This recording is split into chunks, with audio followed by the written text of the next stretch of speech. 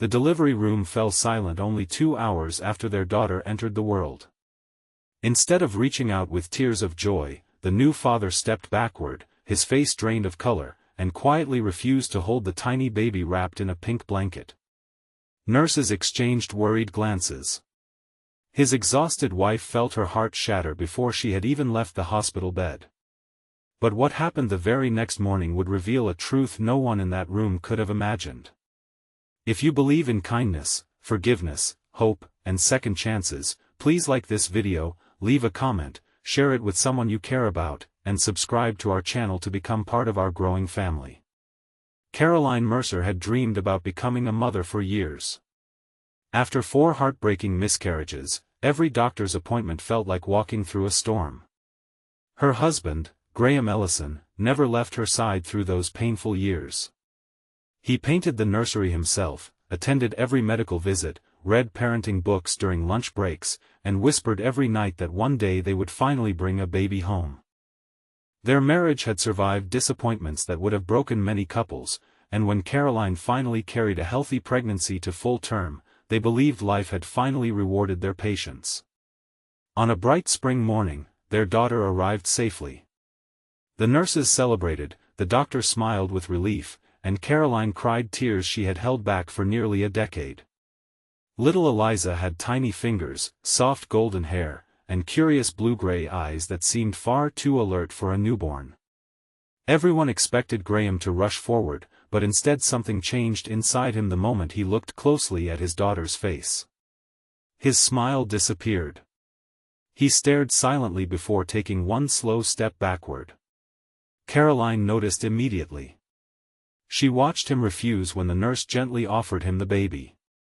His hands remained frozen at his sides. Without a word, he walked toward the window, unable to look at either his wife or his daughter. The room suddenly felt colder. Caroline's happiness dissolved into confusion. Questions flooded her exhausted mind. Had something happened? Was he overwhelmed? Did he regret becoming a father? Every possibility hurt more than the last. The nurses quietly placed Eliza into Caroline's arms while pretending everything was normal, but everyone in the room knew something had gone terribly wrong. The rest of the afternoon passed in painful silence. Graham stayed nearby, helped adjust Caroline's pillows, brought her water, and thanked every nurse politely, yet he never once looked directly at his daughter. Each time the baby cried, Caroline reached for her alone while Graham stood frozen like a stranger inside his own family story. As daylight faded toward evening, Caroline finally gathered enough strength to ask him what was wrong. Instead of answering, Graham lowered his head and whispered that he needed some fresh air. He left the room. Caroline cried harder than she had during labor. Outside the hospital, Graham sat alone on a bench beneath blooming maple trees. His hands trembled uncontrollably. He remembered another hospital, another spring afternoon, and another tiny blanket almost 20 years earlier. His younger sister had died only hours after birth because of a rare hereditary blood disorder that doctors had failed to detect in time. She had shared the exact same unusual eye color as little Eliza. To anyone else, they were simply beautiful eyes.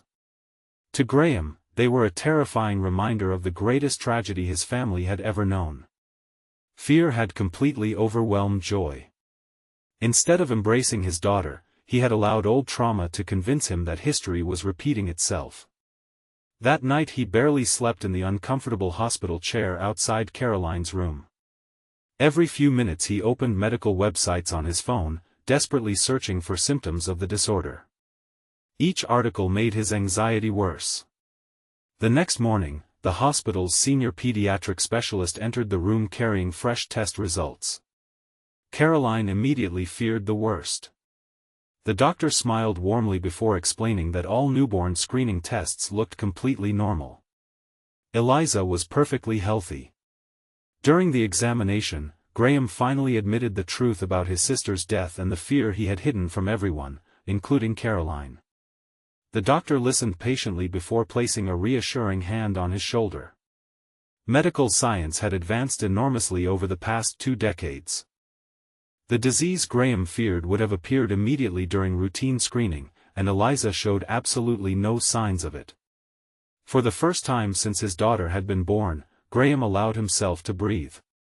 Tears streamed down his face.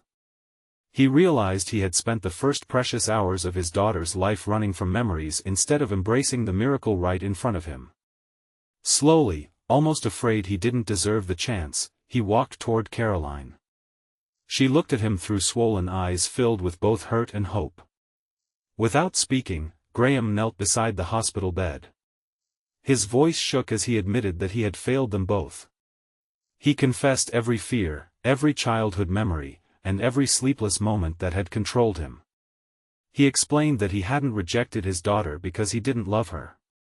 He had been terrified of loving her so deeply that losing her would destroy him. Caroline listened quietly. Then she reached for his hand. Together they looked down at tiny Eliza, peacefully sleeping between them. The nurse gently lifted the baby and placed her into Graham's waiting arms. His entire body trembled. For several long seconds he simply stared. Then Eliza wrapped her tiny fingers around one of his. Something inside him broke free. Years of fear, grief, and guilt melted into tears that neither he nor anyone else in the room tried to stop. He held his daughter against his chest as though he were protecting the entire world. Caroline cried beside him, this time from relief instead of heartbreak. The doctor quietly stepped outside, allowing the new family their private moment. When they were discharged later that afternoon, Graham insisted on carrying Eliza all the way to the car. Every few steps he looked down just to make sure she was still there, still breathing, still real. Caroline watched him with a smile she thought she might never wear again. Life wasn't suddenly perfect after that day.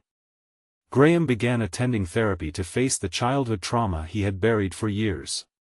He learned that love should never be ruled by fear, and that protecting the people we cherish begins with being emotionally present. Caroline supported him through every counseling session just as he had supported her through years of difficult pregnancies. Months passed. Eliza grew into a cheerful little girl whose laughter filled every room she entered. Graham became the father he had always wanted to be, reading bedtime stories, building pillow forts, attending every doctor's appointment without panic, and never missing a chance to tell his daughter how deeply she was loved.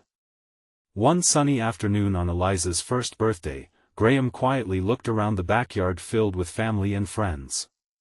He remembered the silence that had followed her birth and realized how close fear had come to stealing the happiest chapter of his life.